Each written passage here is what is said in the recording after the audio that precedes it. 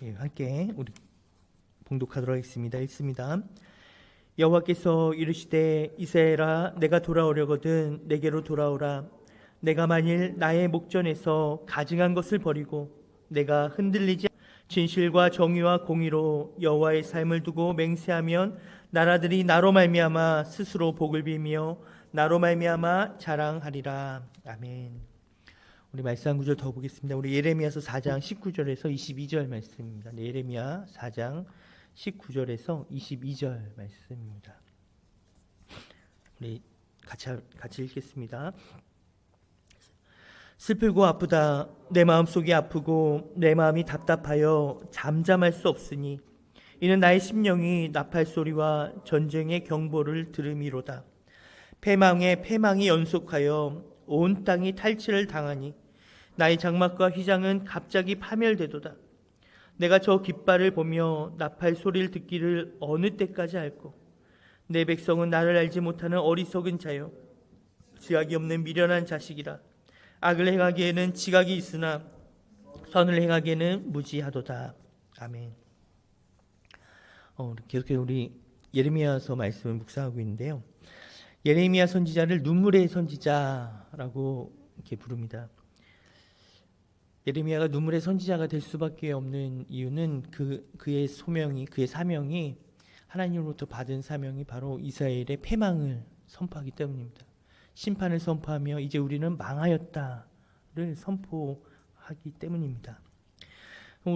오늘 읽은 예레미야 4장 19절에서 예레미야는 슬프고 아프다. 내 마음속이 아프다. 내 마음이 답답하여 잠잠할 수가 없다. 이렇게 고백하고 있습니다.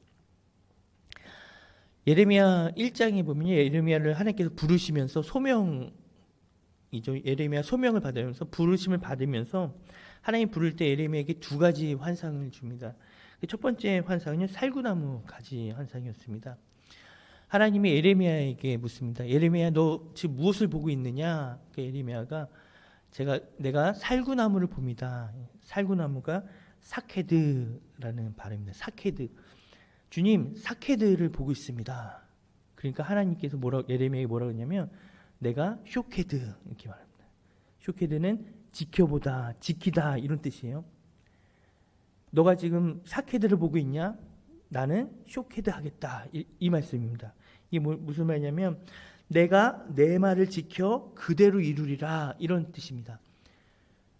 너가 살구나무를 보고 있는 것처럼 나는 내 말을 지켜서 그대로 이루겠다 이렇게 말씀하십니다. 그리고서 하나님이 두 번째 환상을 보여주시는데요. 예레미야 너가 무엇을 보고 있느냐 했더니 북방으로부터 기울어진 끓는 가마를 보고 있습니다. 이렇게 말합니다. 이 끓는 가마, 북에서부터 기울어진 이 끓는 가마 환상은 바로 북방으로부터 침범할 그러한 이방 이스라엘을 치러오는 그 이방 민족을 말합니다. 그래서 결국은 북쪽으로부터 큰 군대가 밀려와서 이스라엘은 결국 망하게 될 것이다.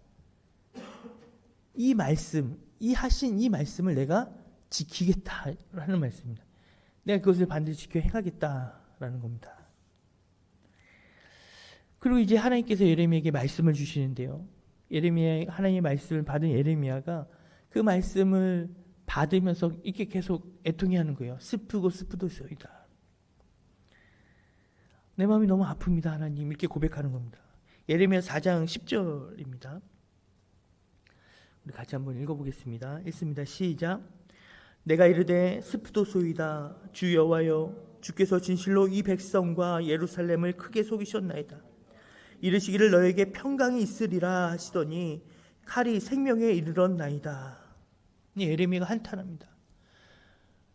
슬프도소이다 주 여호와여 하시면서 뭐라고 하냐면 주께서 진실로 이 백성과 예루살렘을 크게 속이셨나이다. 이렇게 말했어요. 이르시기를 너에게 평강이 있으라 하시더니 칼이 생명에 이르렀나이다. 사실은 하나님이 속인 게 아니죠.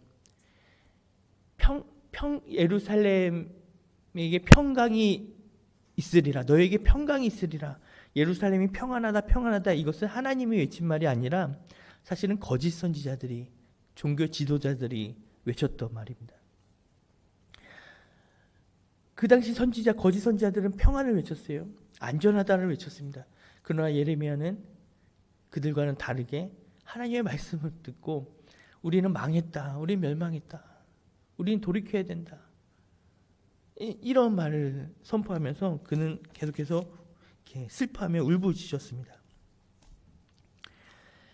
이스라엘 백성들이 당할 형편, 그들이 처한 상황을 보면서 예레미야는 탄식합니다. 예레미야의 탄식이지만 동시에 하나님의 탄식이기도 합니다. 하나님의 애통함이기도 합니다. 하나님과 이스라엘 백성들이 이렇게 탄식하고 이렇게 애통하는 이유는 바로 이들이 처한 상황, 이들이 앉아있는 그 자리가 바로 수치의 자리이기 때문입니다. 예레미야 2장 14절입니다. 제가 읽습니다. 이스라엘이 종이냐 시종이냐 어찌하여 포로가 되었느냐. 예레미야 2장 26절입니다. 도둑이 붙들리면 수치를 당한 같이 이스라엘 집 곧 그들의 왕들과 지도자들과 제사장들과 선지자들이 수치를 당하였느니라. 예레미야 3장 25절입니다. 우리 같이 한번 읽겠습니다. 예레미야 3장 25절. 제가 읽습니다. 우리는 수치 중에 눕겠고 우리의 치욕이 우리를 덮을 것이니 이는 우리와 우리 조상들이 청년의 때로부터 오늘까지 우리 하나님 여호와께 범죄하여 우리 하나님 여호와의 목소리에 순종하지 아니하였음이니라. 우리가 이스라엘 백성들이 처한 자리는 수치의 자리였습니다. 너무나 수치스러운 자리였습니다. 이들이 처하게 될 수치를 아주 적절하게 표현한 구절인데 예레미야 4장 30절입니다. 예레미야 4장 30절 제가 읽겠습니다. 예레미야 4장 30절 읽습니다. 멸망을 당한 자여 내가 어떻게 하려느냐. 내가 붉은 옷을 입고 금 장식으로 단장하고 눈을 꾸려 꾸밀지라도 내가 화장한 것이 헛된 일이라. 연인들이 너를 멸시하여 내 생명을 찾느니라. 멸망을 당한 자요. 내가 어떻게 하려냐 하면서 말합니다. 내가 붉은 옷을 입고 금 장식으로 단장하고 눈을 그리는 거죠. 눈을 그리고 예쁘게 화장하면서 온갖 치장을 다 했어요. 그런데 그 모든 것이 다 헛된 일이며 연인들이 너를 멸시하여 내 생명을 찾느니라. 예쁘게 꾸미고 아름답게 치장해서 모든 사람들이 정말 우아함과 그 기품에 우러러보는 것이 아니라 그것이 아니라 오히려 그가 꾸민 그 꾸밈으로 말미암아 한순간에 그는 멸시와 조롱의 대상이 되었다라는 겁니다. 오히려 그가 더 예쁘게 꾸몄기 때문에 더 비참한 형편에 이르게 되었다는 것입니다. 이스라엘 백성들의 수치가 더 수치스러운 이유는 이들이 더 절망적인 이유는 이렇습니다. 그들은 존귀한 자들이었고 그들은 사랑받는 자들이었기 때문입니다. 원래부터 수치 가운데 있던 자들이 수치에 빠지는 건 크게 타격이 없어요. 그러나 왕 같은 자들, 존귀한 자들이 한순간에 수치의 자리로 빠지니 더 비참한 것입니다.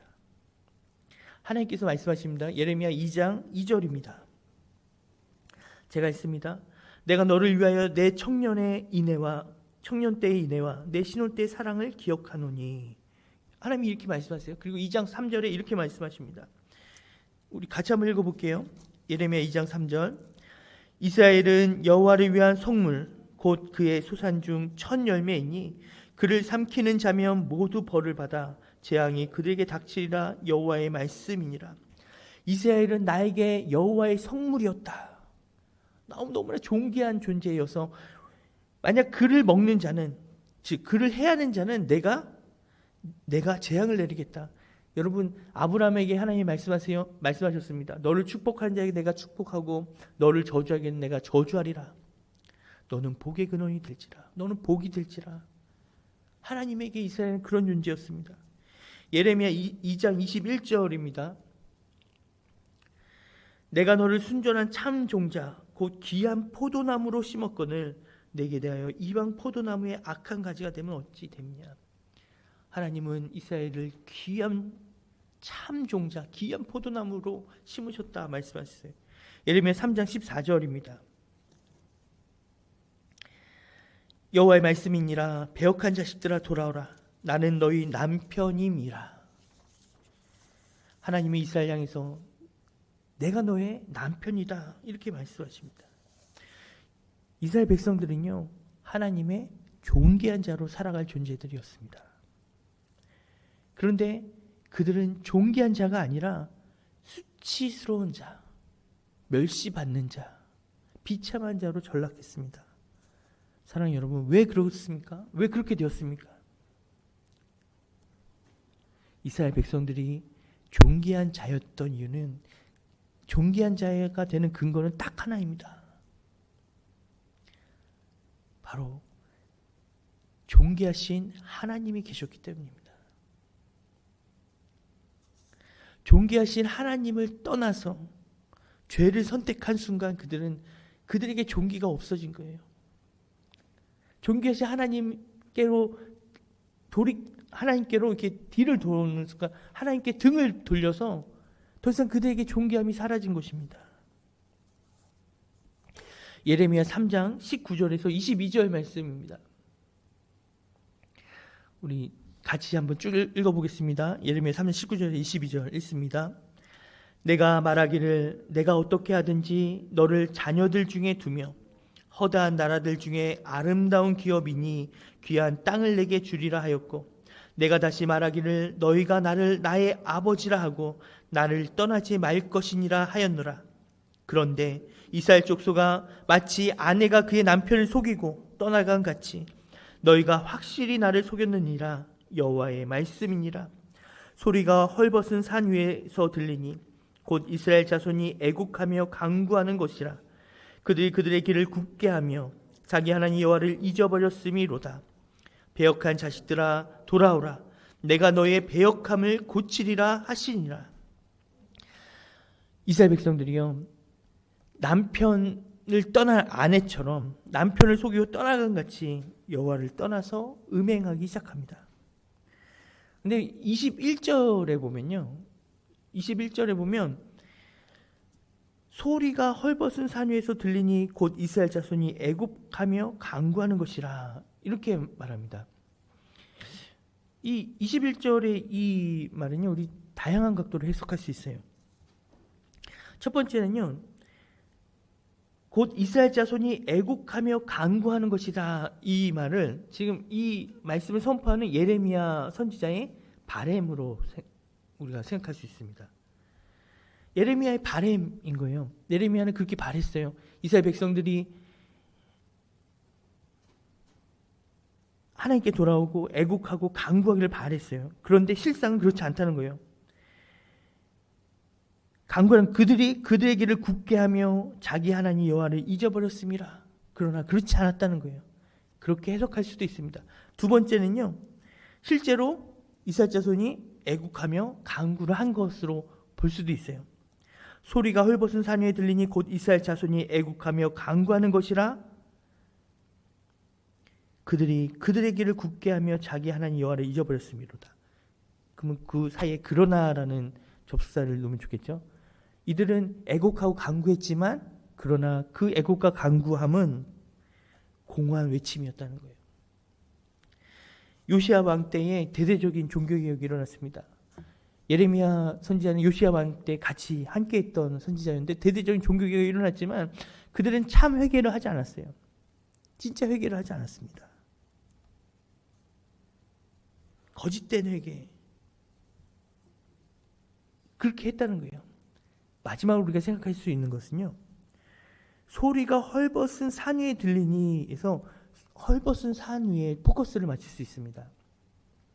예레미야 선지서를 보면요, 헐벗은 산은 어쩔 때 사용되냐면 그 이스라엘이 그 크고 작은 산 위에 산당을 지어놓고 하나님을 떠나서 우상을 섬길 때 헐벗은 산이라는 표현을 사용합니다. 즉 이들이 소리가 헐벗은 산 위에서 들리니 곧 이스라엘 자손이 애곡하며 간구하는 것이라. 이 말은 이스라엘 백성들이 지금 애곡하고 간구하는데 헐벗은 산에서 하고 있다는 거예요.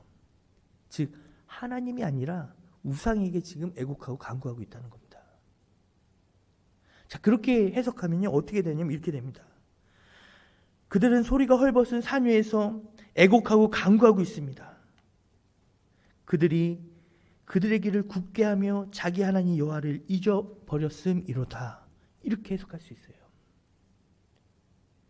하나님을 잊어버렸기 때문에 우상을 섬기면서 엉뚱한 신에게 자기의 바램, 자기의 간구함, 또 자기의 비참함을 좀 토하고 있다는 겁니다. 결국 하나님이 아니라 이 모든 것은요, 우상을 선택했다는 겁니다. 하나님을 떠나서 하나님이 아닌 것을 선택하며 살아가고 있다는 거예요. 구약 성경에서 우상과 짝지어서 나오는 문구가 있습니다. 우상 숭배를 이야기할 때 항상 같이 나오는 단어, 문구가 있어요. 그게 뭐냐면 자기를 위하여입니다.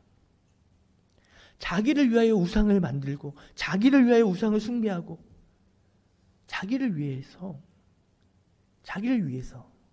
자기 만족을 위해서 하나님이 아닌 다른 것을 섬겼다는 거예요. 신약 성경에서 우상 숭배는 뭐라고 그랬죠? 탐심이라고 했습니다. 탐심은 곧 우상 숭배라고 했습니다. 신약에서. 자, 그런데 우리가 예레미야서 말씀을 보면요, 놀랍게도요, 이스라엘 백성들은요, 자신들의 죄를 인지하지 못하고 있어요. 하나님은 지금 애타하면서 너희가 죄 가운데 돌이켜라. 그 죄 가운데서 빨리 회복해라. 돌아와라. 너희가 돌아섬을 나에게로 다시 돌이켜라. 이렇게 말씀하시는데 이스라엘 백성들은 아니 우리가 무슨 죄를 지었죠? 이렇게 반응합니다. 자, 한번 보겠습니다. 예레미야 2장 23절입니다. 예레미야 2장 23절. 자, 같이 한번 읽어보겠습니다. 시작. 내가 어찌 말하기를 나는 더럽혀지지 아니하였다. 바알들의 뒤를 따르지 아니하였다 하겠느냐. 골짜기 속에 있는 내 길을 보라. 내 행한 바를 알 것이니라. 발이 빠른 암낙타가 그의 길을 어지를 달리는 것과 같았으며. 이들이 말합니다. 아, 난 더럽히지 않았다. 나는 바알의 뒤를 따르지 않았다. 한 구절 더 보겠습니다. 예레미야 2장 35절입니다. 35절 같이 읽습니다. 시작. 그러나 너는 말하기를 나는 무지하니 그의 진노가 참으로 내게서 떠났다 하거니와 보라 내 말이 나는 죄를 범하지 아니했다 했으므로 너를 심판하리라. 여러분 이스라엘 백성들은요 자신들에게 죄가 없다고 생각했어요. 이들은 내가 왜 죄인이야 이렇게 생각했습니다. 이스라엘 백성들만 그런 것이 아니라 탐심을 우상 숭배로 전혀 생각하지 아니하는 우리도 마찬가지입니다. 우리도 내가 죄인이라는 생각을 자각하지 못하고 있어요. 내가 지금 얼마나 심각한 상황인지 우리도 자각하지 못하고 있습니다. 또 하나의 문제는 거짓된 회개입니다. 이들이 자신들의 죄를 자각하지 못하는 또 하나의 문제, 또 하나의 이유는 거짓된 회개 때문이에요. 예레미야 2장 27절에서 28절 말씀입니다. 같이 한번 읽어보겠습니다. 그들이 나무를 향하여 너는 나의 아버지라 하며 돌을 향하여 너는 나를 낳았다 하고 그들의 등을 내게로 돌리고 그들의 얼굴을 내게로 향하지 아니하다가 그들이 환난을 당할 때에는 이르기를 일어나 우리를 구원하소서 하리라. 너를 위하여 내가 만든 내 신들이 어디 있느냐? 그들이 내가 환난을 당할 때에 구원할 수 있으면 일어날 것이니라. 유다여 너희 신들이 너희 성읍수와 같도다.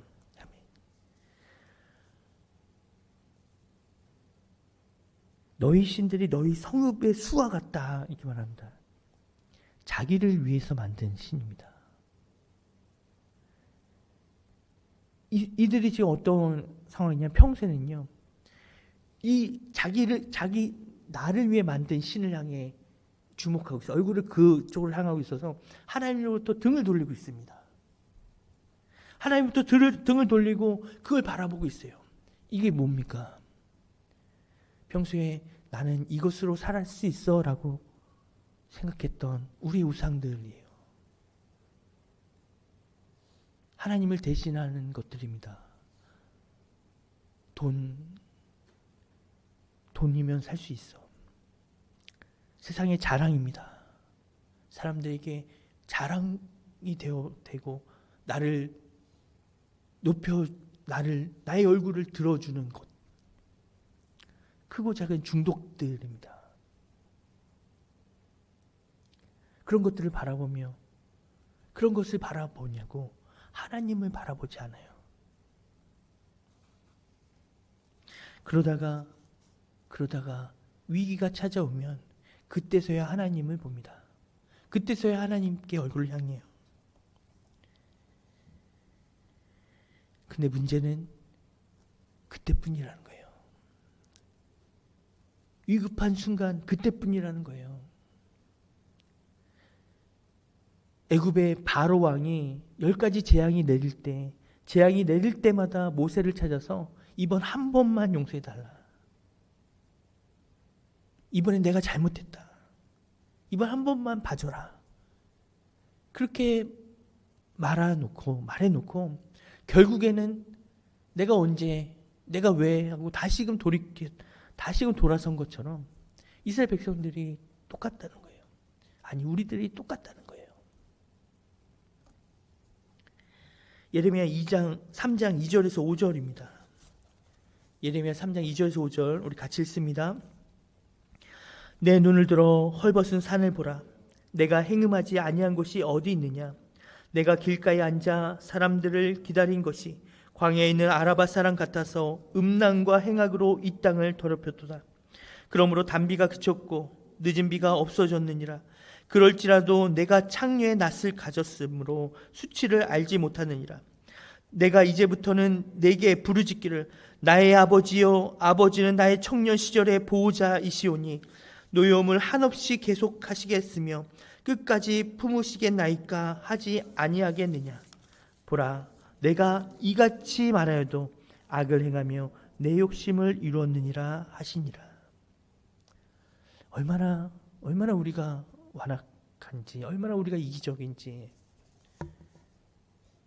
하나님을 향해 간구합니다. 나의 아버지요, 아버지 나의 청년 시절의 보호자이시오니 노여움을 한없이 계속하시겠나이까. 하나님 용서해 주실 거죠. 하나님 긍휼을 베풀어 주실 거죠. 하나님 이 상황을 하나님이 해결해 주실 거죠. 그렇게 말하면서도 내가 이같이 말하여도 악을 행하며 내 욕심을 이루었느니라. 그렇게 말하면서도 끝끝내 하나님 앞에 돌아오지 않는다는 겁니다. 여전히 우리의 눈은 자기를 위한 우상으로 바라보고 있다는 겁니다.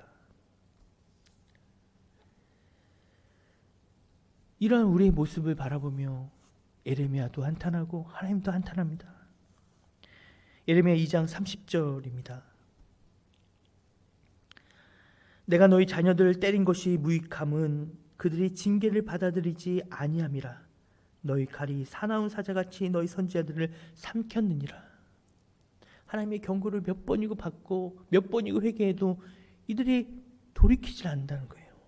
예레미야 5장 3절입니다. 여호와의 주의 눈이 진리를 찾지 아니하시나이까. 주께서 그들을 치셨을지라도 그들이 아픈 줄을 알지 못하며 그들을 멸하셨을지라도 그들이 징계를 받지 아니하고 그들의 얼굴을 바위보다 굳게 하여 돌아오기를 싫어하므로. 그런데 돌아오기 싫어하는 겁니다.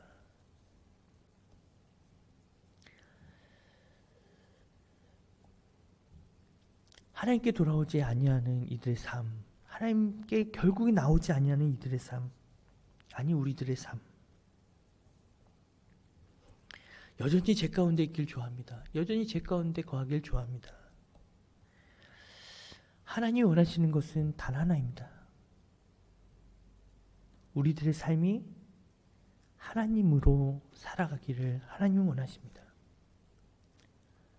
하나님이 우리 삶의 원동력이 되길 원하세요. 그래서 우리가 존귀한 자가 되길 원하세요. 그런데 이스라엘 백성들은요, 자신들의 삶에 하나님이 없음에도 그것을 죄로 알지 못합니다. 예레미야 1장에서요, 그 1장에서 두 번 반복해서 하나님이 외쳤던 말이 있어요. 그게 뭐냐면 여호와께서 어디 계시냐 하고 말하지 아니하였도다. 이들이 여호와께서 어디 계시냐 하고 말하지 아니하였도다라고 두 번 반복해서 말했어요. 뭐냐면 산 가운데 하나님이 없는데 전혀 그게 이상하지 않은 거예요. 하나님이 계시지 않는데 우리 삶 가운데 하나님이 없이 그냥 하나님이 빠진 상태로 돌아가고 있는데, 근데 그 상황에서 하나님이 어디 계시냐라고 묻는 이가 아무도 없다는 거예요. 하나님을 찾는 이가 아무도 없다는 겁니다.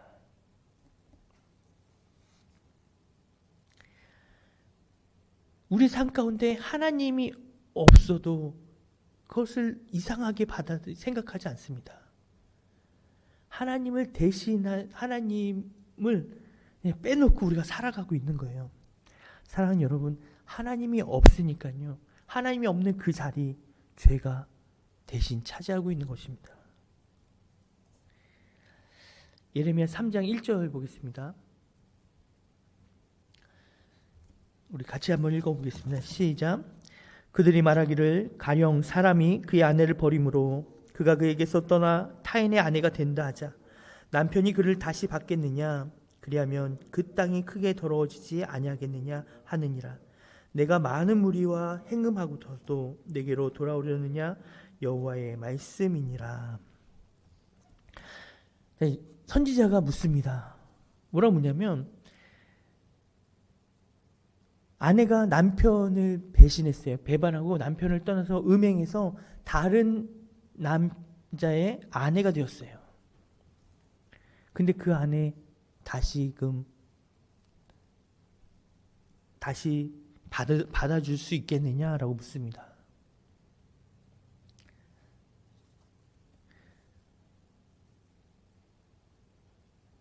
분위기로는요, 그럴 수 없다는 거예요. 그럴 수 없다.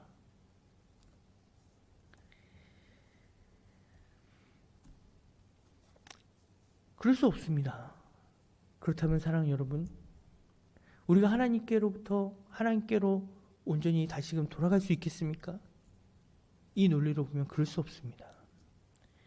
심판을 선포하시는 그 하나님의 그 말씀 그대로 그저 심판을 당해야 됩니다.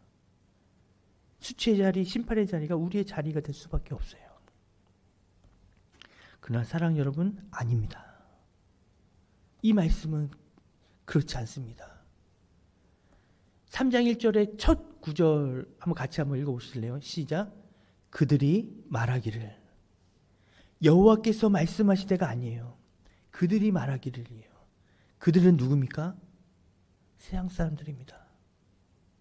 다른 사람들이에요. 세상 사람들이 뭐라고 말하냐면 가령 사람이 그의 아내를 버림으로 그가 그에게서 떠나 타인의 아내가 된다 하자 남편이 그를 다시 받겠느냐?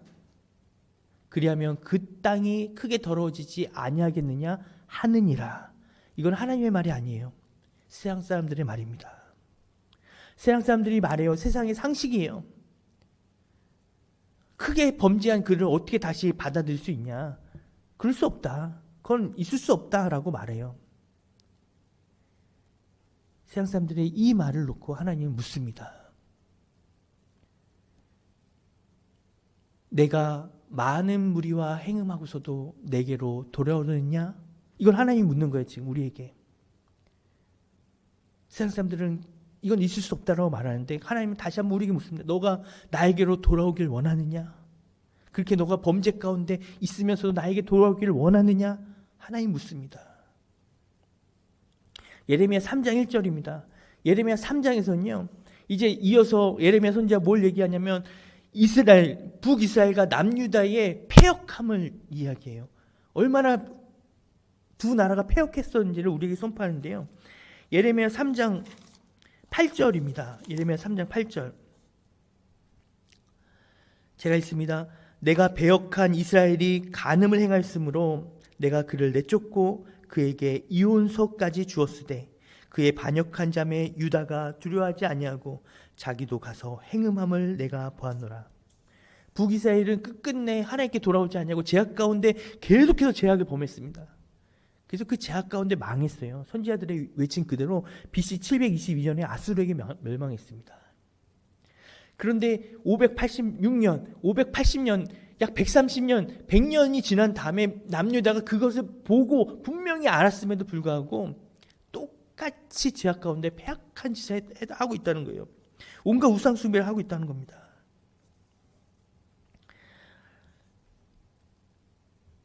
그런데 하나님이 말씀하세요. 3장 12절입니다. 행음한 이들에게 하나님이 말씀하세요. 3장 12절이에요. 같이 한번 읽어보겠습니다. 읽습니다. 시작. 너는 가서 북을 향하여 이 말을 선포하여 이르라. 여호와께서 이르시되 배역한 이스라엘아 돌아오라. 나의 노한 얼굴을 너에게로 향하지 아니하리라. 나는 국률이 있는 자라. 너를 한없이 품지 아니하느니라. 여호와의 말씀이니라. 이혼 증서를 이미 써준 북이스라엘 향해서 선포하라는 거예요. 북을 향해 외치라는 겁니다. 돌아오라, 돌아오라. 나에게로 돌아오라 라고 하나님 말씀하시는 거예요. 다른 남자의 아내가 되었던 그녀를 다시 받아줄 수 있겠느냐? 세상의 기준으로는 그럴 수 없습니다. 그건 말이 안 됩니다. 근데 그 기준 사람들의 외침에도 불구하고 하나님은 뭐라고 말씀하시냐면 나에게 돌아오라 라고. 내 국률함으로 다시 돌아와라.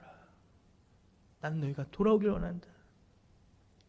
심판을 말씀하시지만 예레미야에서 계속해서 하나님 말씀하십니다. 완전히 진멸하지는 아니하시고 남겨두시고 돌이키길 원하시고 다시금 회복하길 원하시는 하나님을 우리에게 보여주십니다.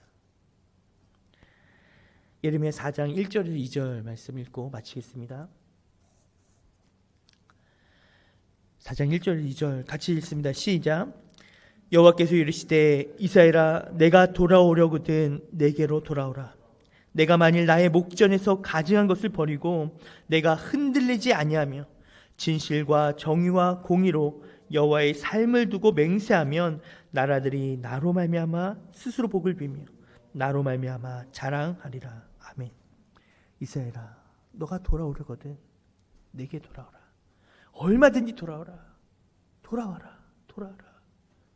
다만 거짓된 회개하지 말고 그냥 필요해서 잠깐 하나님 간구했다가 아쉬운 게 해결되면 다시 얼굴을 돌이켜 뒤돌아서지 말고 이제 나로 살아야 되지 않겠냐? 하나님으로만 살아야 되지 않겠냐? 수치의 자리에 있지 말고 너는 존귀한 자로 살아가야 되지 않겠냐? 라고 말씀하시는 우리 하나님의 권고입니다. 함께 찬양하신 후에 같이 기도하겠습니다.